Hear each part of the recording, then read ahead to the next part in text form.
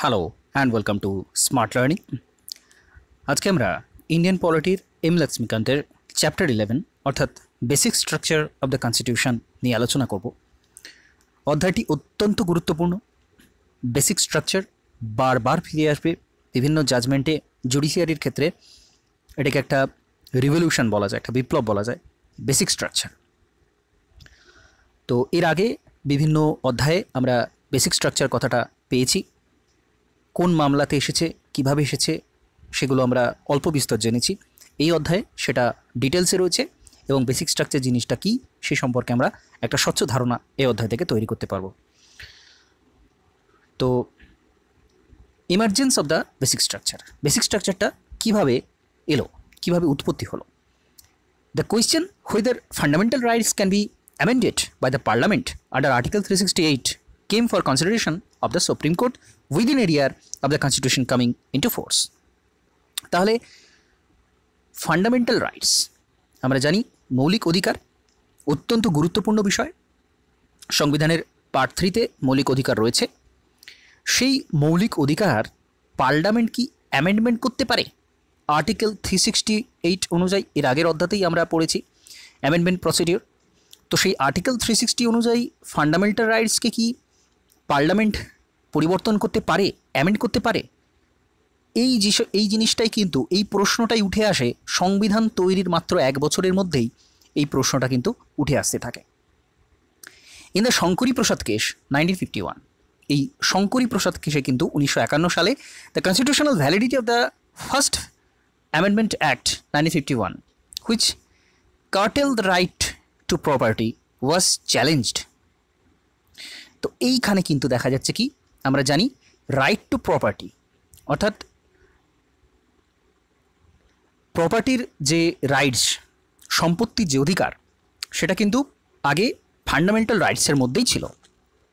কিন্তু পরবর্তী সময় আমরা দেখেছি কি 1951 সালে এটা কিন্তু একেবারে প্রথম অ্যামেন্ডমেন্টেই, ফার্স্ট অ্যামেন্ডমেন্টেই 1951-তে ফার্স্ট অ্যামেন্ডমেন্টেই এই ফান্ডামেন্টাল রাইটসটিকে সরিয়ে দেওয়া হয়। অর্থাৎ এটাকে ফান্ডামেন্টাল রাইটস না রেখে এটাকে লিগ্যাল রাইটস হিসেবে দেখা হয় 300A ধারাতে, আর্টিকেল 300A-তে। তো এই বিষয়টাকেই চ্যালেঞ্জ করা হয় যে ফান্ডামেন্টাল রাইটসকে অ্যামেন্ড করা সম্ভব নয়, এই বিষয়টাকেই চ্যালেঞ্জ করা হয়। সেই কেসটাই হচ্ছে শঙ্করী প্রসাদ কেস 1951। অর্থাৎ এটা যেই মাত্র এই বিষয়টা এলো যে রাইট টু প্রপার্টি আর ফান্ডামেন্টাল রাইটস হবে না, এই জাজমেন্টটা আসার পরেই এটাকেই, অর্থাৎ এটা পার্লামেন্ট করেছিল, জাজমেন্ট বললে ভুল হবে। তো এটাকে আসার পরেই এটাকে চ্যালেঞ্জ করা হলো যে এটা হবে না, কারণ কনস্টিটিউশনাল যে ভ্যালিডিটি রয়েছে, ওই যে ফান্ডামেন্টাল রাইটসকে সরিয়ে দেওয়া, এই বিষয়টা চ্যালেঞ্জ করা হলো। The Supreme Court ruled that the power of the Parliament to amend the Constitution under Article 360 also includes the power to amend fundamental rights. অর্থাৎ সুপ্রিম কোর্ট এখানে বলছে যে আর্টিকেল 360 অনুযায়ী পার্লামেন্টের ক্ষমতা রয়েছে, এই পার্লামেন্ট ফান্ডামেন্টাল রাইটসকে কিন্তু অ্যামেন্ডমেন্ট করতে পারে। The word law in article 13 includes only ordinary laws and not the constitutional amendment act. তো এই আর্টিকেল 13 যেটার মধ্যে অর্ডিনারি ল এর মধ্যে আসছে, কনস্টিটিউশনাল অ্যামেন্ডমেন্ট অ্যাক্ট এর মধ্যে আসছে না। এবং এখানে বলা হচ্ছে যে 360 অনুযায়ী ফান্ডামেন্টাল রাইটসকেও অ্যামেন্ডমেন্ট করা যেতে পারে। এটা মনে রাখতে হবে, শঙ্করী প্রসাদ কেসে কিন্তু এটা এসেছিল। Therefore the parliament can abridge or take away any of the fundamental rights by enacting a constitutional amendment act and such a law will not be void under article 13। সুতরাং এখানে বলা হচ্ছে যে পার্লামেন্ট ফান্ডামেন্টাল রাইটস, যে কোনো fundamental rights বাদ দিতেই পারে এবং সেটা আর্টিকেল 13 কিন্তু তার বাধা হয়ে দাঁড়াবে না। ফান্ডামেন্টাল রাইটস বাদ দিতেই পারে পার্লামেন্ট, এটা বলছে ফার্স্ট শঙ্করী প্রসাদ কেসে 1951। খুব গুরুত্বপূর্ণ case Shankari Prasad case 1951। But in the Golaknath case 1967, the Supreme Court reversed its earlier stand. In that case, the constitutional validity of the 7th Amendment Act 1964, which instead certain states acts in the 9th schedule, was challenged. Golaknath case 1967, এইখানে কিন্তু supreme court আবার reversed দিচ্ছে judgement, অর্থাৎ judgement পরিবর্তন করে দিচ্ছে। কি বলছে সেখানে? The constitutional validity of the Seventh Amendment Act 1964, which inserted certain states act in the ninth schedule, was challenged. তো এখানে এই স্টেটস অ্যাক্ট কিছু ঢোকানো হয়েছিল নাইন্থ শিডিউলের ক্ষেত্রে, সেটাকে চ্যালেঞ্জ করা হয় এবং সুপ্রিম কোর্ট এখানে রুল বলছে কি, এই জাজমেন্টটা সবচেয়ে বেশি গুরুত্বপূর্ণ, যেটা বলছে fundamental rights are given a transcendental and immutable position and hence the parliament can not abridge or take away any of this rights. অর্থাৎ ফান্ডামেন্টাল রাইটসকে পার্লামেন্ট কিন্তু বাদ দিতে পারে না। The constitutional amendment act is also a law within the meaning of article 13। পুরোটা উল্টো কথা বলছে, আর্টিকেল 13-এর মধ্যেই পড়ে ওটা, এটা বলা হচ্ছে। আগে যেটা বলা হয়েছিল সেটাকে ঘোরানো হচ্ছে, একই সেই বিষয়টাকেই কিন্তু উল্টোভাবে ব্যাখ্যা করা হচ্ছে। এখানে বলা হচ্ছে কিন্তু আর্টিকেল 13-এর অংশ constitutional amendment act, and hence would be void for violating any of the fundamental rights. সুতরাং এই বিষয়টা এখানে বলা হচ্ছে। এরপর the parliament reacted to the Supreme Court's judgement in Golaknath case by enacting the 24th Amendment Act. This act amended Article 13 and 368. It declared that the Parliament has the power to abridge or take away any of the fundamental rights under Article 368, and such an act will not be law under the meaning of the Article 13. খুব interesting বিষয়। শঙ্করী প্রসাদ কেসে বলা হচ্ছে যে article 368 এর মধ্যে fundamental রাইটসে কিন্তু amendment করতে পারে। গোলকনাথ কেসে বলা হচ্ছে অ্যামেন্ডমেন্ট করতে পারে না। এইখানে কিন্তু পার্লামেন্টের একটা বিরাট বড় ভূমিকা চলে আসছে। পার্লামেন্ট কি করছে? নতুন অ্যামেন্ডমেন্ট অ্যাক্ট আনছে, অর্থাৎ সুপ্রিম কোর্ট যে অর্ডারটা দিল তার বিরুদ্ধে একটা আইন নিয়ে চলে আসছে। সেটা কি? সেটা হচ্ছে 24th অ্যামেন্ডমেন্ট অ্যাক্ট 1971, 24তম সংবিধান সংশোধনী আনছে। সেখানে বলা হচ্ছে যে, এবং সেখানে কি করা হচ্ছে, আর্টিকেল 13 এবং আর্টিকেল 368কে পরিবর্তন করে দেওয়া হচ্ছে।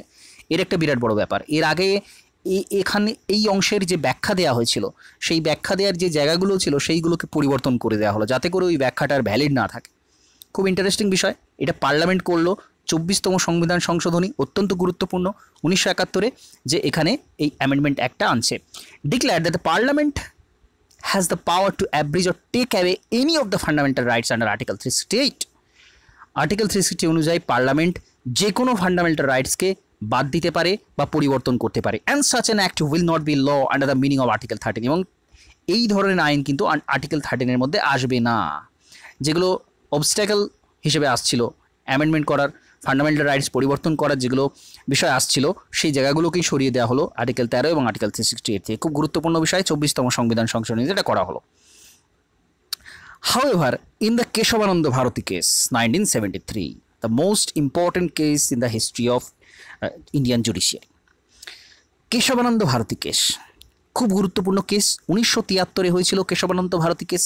The Supreme Court overruled its judgements in the Golaknath case. Golaknath কেসে যা বলেছিল আবার সেটাকে পরিবর্তন করলো, অর্থাৎ শঙ্করী প্রসাদে যেটা বলেছিল সেই বিষয়টাই আবার ফিরে আসছে, আবার জাজমেন্টটা কিন্তু পরিবর্তন হচ্ছে।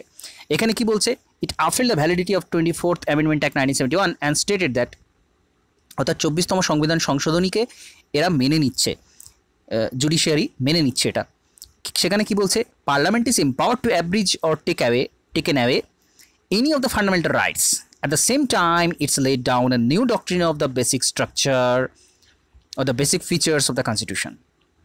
এটাই হচ্ছে সবচেয়ে গুরুত্বপূর্ণ বিষয়, যে এখানে পার্লামেন্ট যে কোনো ফান্ডামেন্টাল রাইটসকে পরিবর্তন করতে পারে, বাদ দিতে পারে, কিন্তু সংবিধানের যেটা বেসিক স্ট্রাকচার, যেটা মূলগত কাঠামো, সংবিধানের যে মূল কাঠামো, সেই মূল কাঠামোকে কখনোই পরিবর্তন করতে পারে না।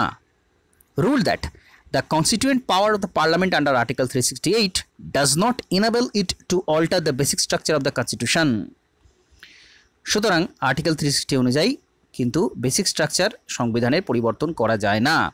This means that the parliament cannot abridge or take away a fundamental rights that forms a part of the basic structure of the constitution. সুতরাং পার্লামেন্ট কিন্তু সেই সমস্ত ফান্ডামেন্টাল রাইটসকে বাদ দিতে পারে না যেইটা কিনা সংবিধানের basic structure. The doctrine of the basic structure of the constitution was reaffirmed and applied by the Supreme Court in the Indira Gandhi Nehru case 1975.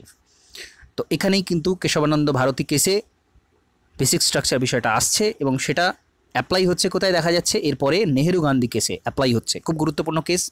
In this case the Supreme Court invalidated a provision of the 39th Amendment Act 1975 which kept the election disputes involving the Prime Minister and the Speaker of Lok Sabha outside the jurisdiction of all courts.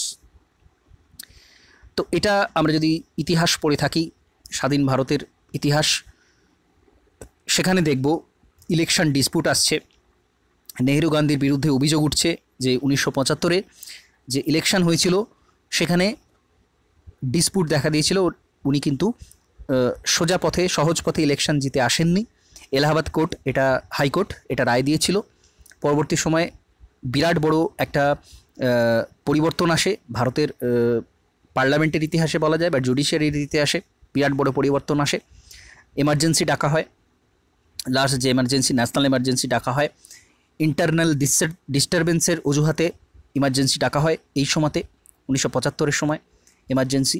তো সেই emergency অত্যন্ত গুরুত্বপূর্ণ ভারতবর্ষের ইতিহাসে এবং স্বাধীনোত্তর ভারতবর্ষের ইতিহাসে অত্যন্ত গুরুত্বপূর্ণ, এবং সেখানেই এই কেসটা কিন্তু আরও বেশি গুরুত্বপূর্ণ হয়ে যায় এবং যেটা বেসিক স্ট্রাকচারের সাথে জড়িয়ে এর জাজমেন্টটা দেওয়া হয়েছিল পরবর্তী সময়ে। ওই কেসটা ওখানে কিন্তু দেখা যায় যে সত্যি সত্যি ডিসপুট ছিল।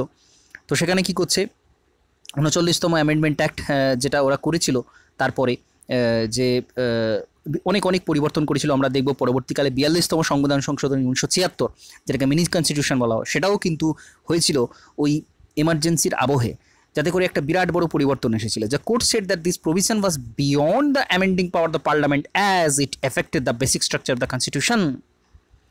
তো 39তম অ্যামেন্ডমেন্ট যেটা পরিবর্তন করা হয়েছিল, পার্লামেন্ট যেটা করেছিল, সেটাকে ইনভ্যালিড আখ্যা দিচ্ছে বেসিক স্ট্রাকচারের ডক্ট্রিনের আবহে, অর্থাৎ এটা বেসিক স্ট্রাকচারকে ভায়োলেট করছে, সুতরাং এই অ্যামেন্ডমেন্টটা ঠিক নয়, এটা ভুল, এটা বলা হয়েছিল কিন্তু নেহেরু গান্ধী কেসের ক্ষেত্রে। Again the parliament reacted to this judicially innovated doctrine of basic structure by enacting the 42nd Amendment Act 1976. তো আবারও কিন্তু পার্লামেন্ট নতুন করে আইন আনছে, 42তম সংবিধান সংশোধন 1976 আনছে। This act amendment the article 368 and declared that there is no limitation of the constituent power of the parliament and no amendment can be questioned in any court of any ground including the contravention of any of the fundamental rights. অর্থাৎ 42তম সংবিধান সংশোধন 1976, সেখানে article 368কেই amend করে দেওয়া হচ্ছে। সেখানে কি বলা হচ্ছে, পার্লামেন্টের পুরো ক্ষমতা রয়েছে, পার্লামেন্ট যে কোনো ফান্ডামেন্টাল রাইটস বাদ দিতে পারে, পরিবর্তন করতে পারে, যা ইচ্ছা করতে পারে। এখানে কিন্তু এরা ওই জুডিশিয়ারির বিষয়টা মানছে না, নতুন একটা অ্যামেন্ডমেন্ট আনছে, 42তম সংবিধান অনেক কিছু পরিবর্তন করছে, সেখানে আবার এই বিষয়টাকে অ্যাড ছিল। পরবর্তীকালে যদি ওইটা থাকে না, এটা সরিয়ে দেওয়া হয়, তো এটা বিরাট বড় হুলস্থুল পড়ে গেছিলো দেশে বলা যায় এমার্জেন্সির সময়। ইন্টারনাল এমার্জেন্সি, কিন্তু এখানে কোনো যুদ্ধ হয়নি, কোনো বাইরে থেকে কোনো শত্রুর আক্রমণ হয়নি। সংবিধানে ইন্টারনাল ডিস্টারবেন্স কথাটা লেখা ছিল, যে ইন্টারনাল ডিস্টারবেন্স হলে সেখানে ডাকা যেতে পারে। তো সেই ইন্টারনাল ডিস্টারবেন্সের উপর ভর করে এমার্জেন্সি ডাকে এবং একের পর এক বিরাট পরিবর্তন কিন্তু সংবিধানে তারা করতে থাকে এই 42তম সংবিধান সংশোধনীতে, যেটা বিরাট বড় পরিবর্তন হয়, যেটা আমরা দেখেছি।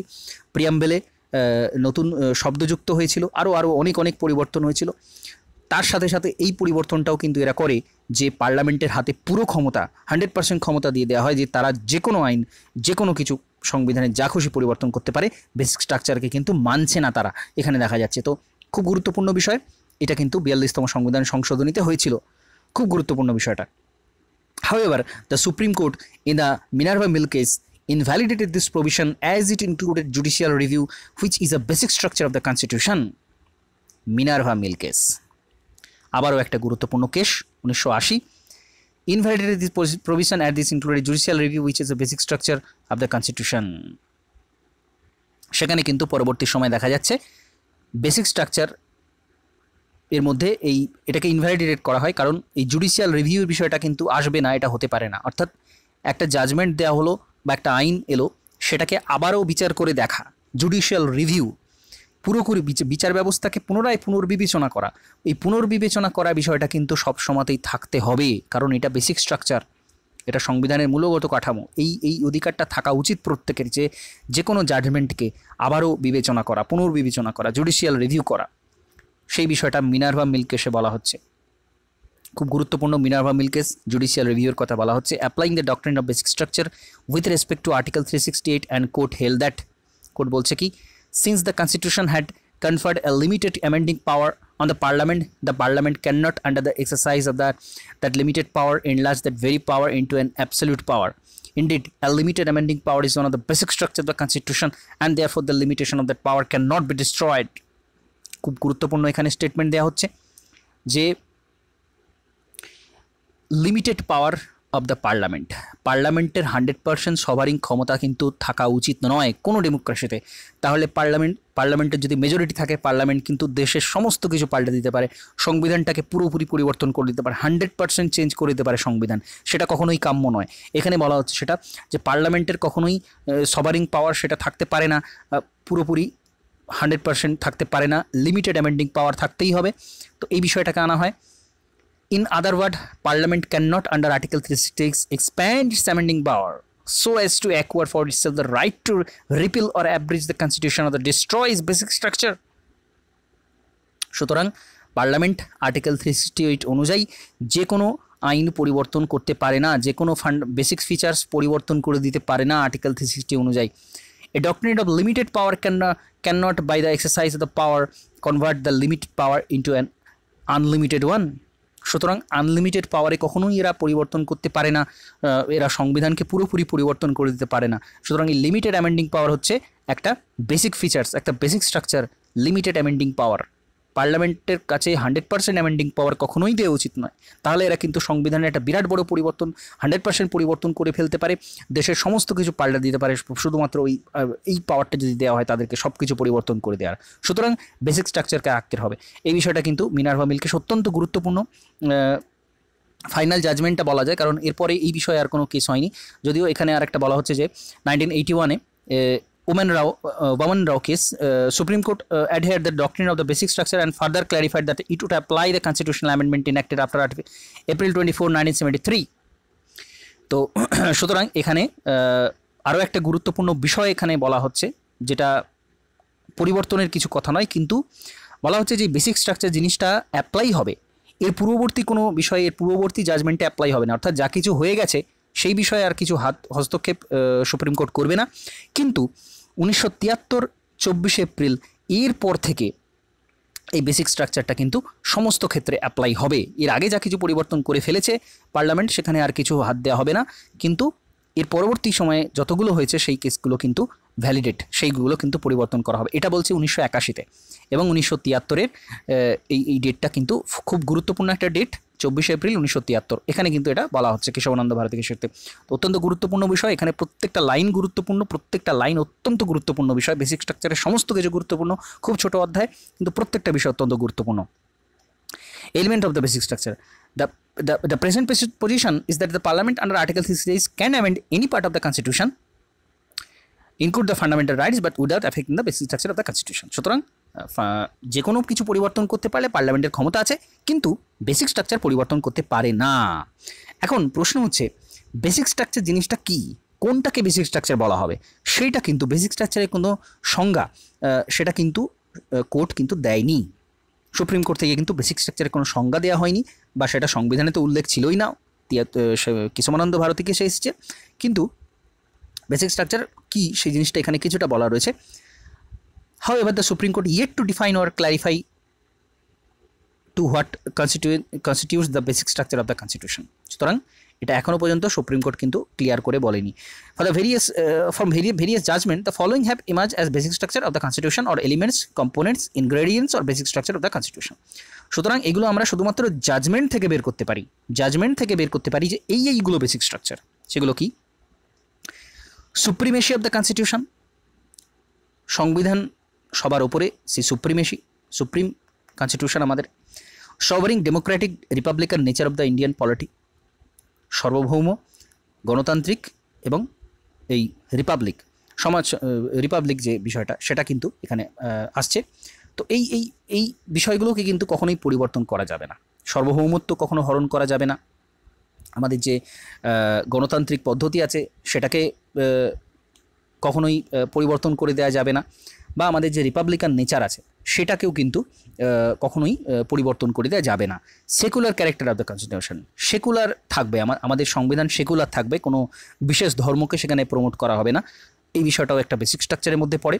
Separation of power between legislature and executive of the judiciary তো জুডিশিয়ারিকে কখনোই এগুলোর সাথে মেশানো হবে না। জুডিশিয়ারি ইন্ডিপেন্ডেন্ট থাকবে, এক্সিকিউটিভ ইন্ডিপেন্ডেন্ট থাকবে, লেজিসলেচার ইন্ডিপেন্ডেন্ট থাকবে। অর্থাৎ লেজিসলেচার বলতে পার্লামেন্ট, এক্সিকিউটিভ বলতে মন্ত্রিসভা এবং কার্যনির্বাহী সমস্ত তাদের বোঝায়, জুডিশিয়ারি বলতে কিন্তু বিচার ব্যবস্থাকে বোঝায়। তো এরা প্রত্যেকেই কিন্তু আলাদা আলাদা সেপারেট থাকবে, এদের পাওয়ার আলাদা আলাদা থাকবে, এরা কখনোই মিক্সড আপ হবে না এবং এরা সার্বভৌমভাবে কাজ করতে পারবে। Federal character of the constitution, আমাদের যে কেন্দ্র রাজ্য সম্পর্ক, সেই ফেডারেল যে ক্যারেক্টার, অর্থাৎ বর্তমান যে ক্যারেক্টার আছে, যে ইউনিয়ন অফ স্টেটস বলা হচ্ছে আমাদের রাজ্যকে, কেন্দ্রের পাওয়ার বেশি রাজ্যের পাওয়ার কম, এই যে বিষয়টা, এই ফেডারেল ক্যারেক্টার যা আছে সেটাই থাকবে, সেটা পরিবর্তন করা যাবে না। এটা basic structure. Unity integrity of the nation, এটা কখনো ভাঙা যাবে না। ওয়েলফেয়ার স্টেট অর্থাৎ সোশিও ইকোনমিক জাস্টিস, যেটা আমরা বারবার পেয়েছি ওয়েলফেয়ার স্টেটের কথা, ডাইরেক্টিভ প্রিন্সিপাল অফ স্টেট পলিসিতে দেখেছি আমরা, ওয়েলফেয়ার স্টেট ব্যাপারটা বুঝেছি সেই বিষয়টা। জুডিশিয়াল রিভিউ, এটাও কখনো পরিবর্তন করা যাবে না। Freedom, dignity of the individual, প্রত্যেককে সমান সুযোগ, প্রত্যেককে যে ফ্রিডম, স্বাধীনতা, যে ডিগনিটি, প্রত্যেকের সম্মান বজায় রাখতে হবে। পার্লামেন্টারি সিস্টেমকে পরিবর্তন করে দেওয়া যাবে না। রুল অফ ল থাকবে সবসময়। Harmony and balance between fundamental rights and directive principle, এইগুলো থাকতে হবে। প্রিন্সিপাল অফ ইকুয়ালিটি থাকতে হবে। ফ্রি অ্যান্ড ফেয়ার ইলেকশন থাকতে হবে। ইন্ডিপেন্ডেন্স জুডিশিয়ারি থাকতে হবে। লিমিটেড পাওয়ার থাকতে হবে পার্লামেন্টের। সংবিধান সংশোধনের এফেক্টিভ অ্যাক্সেস টু জাস্টিস থাকতে হবে। ফান্ডামেন্টাল রাইটস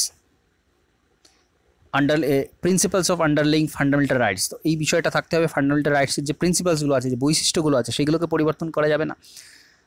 সুপ্রিম কোর্টের পাওয়ার আর্টিকেল 32, 136, 141, 142 এগুলো থাকবে। পাওয়ার অফ হাইকোর্ট আর্টিকেল 226, 227 এগুলো থাকবে। তো এইগুলো সব উঠে এসছে যে এইগুলো বেসিক স্ট্রাকচার, কিন্তু বেসিক স্ট্রাকচার বলতে অ্যাকচুয়ালি এক কথায় বলে দেওয়া যে এই হচ্ছে বেসিক স্ট্রাকচার, এটা কিন্তু সুপ্রিম কোর্ট কখনোই বলেনি, বিভিন্ন জাজমেন্টে এইগুলো উঠে এসছে। তো এই বিষয়গুলো এখানে গুরুত্বপূর্ণ, যেগুলো এতক্ষণ পড়লাম আমরা, সেগুলো এখানে চার্টের মাধ্যমে সাজানো আছে। অত্যন্ত গুরুত্বপূর্ণ Kesavananda Bharati case, Indira Nehru Gandhi case, Minerva Mill case, Central Coalfield case, এই বিষয়গুলো কিন্তু যেগুলো বেসিক স্ট্রাকচারের সাথে সংযুক্ত, সেই কেসগুলো বলা রয়েছে, চার্ট দেওয়া রয়েছে। তো এগুলো জাস্ট একটু দেখে নিলেই চলবে, এগুলো আলাদা করে বলার কিছু নেই। বিভিন্ন কেসের নাম দেওয়া আছে এবং সেই কেসে কী কী জাজমেন্ট উঠে এসছে সেইগুলো বলা আছে। তো মূল বিষয় এখানে প্রত্যেকটা লাইন কিন্তু অত্যন্ত গুরুত্বপূর্ণ, খুব ছোটো চ্যাপ্টার কিন্তু প্রত্যেকটা লাইন অত্যন্ত গুরুত্বপূর্ণ, প্রত্যেকটা কেস এবং সেখানে কী জাজমেন্ট দেওয়া হচ্ছে, কী পরিবর্তন করা হচ্ছে এবং শেষ পর্যন্ত কী দাঁড়াচ্ছে প্রত্যেকটা, এবং যেখানে যেখানে ডেটগুলো বলা রয়েছে, যে ডেট, সেই ডেট গুরুত্বপূর্ণ এবং সালটা তো অবশ্যই গুরুত্বপূর্ণ। তো এই বিষয়টা সামগ্রিকভাবে খুব ভালো করে পড়তে হবে, অত্যন্ত গুরুত্বপূর্ণ chapter, basic structure of the constitution. তো আজকে এখানে শেষ করলাম। নমস্কার, ধন্যবাদ।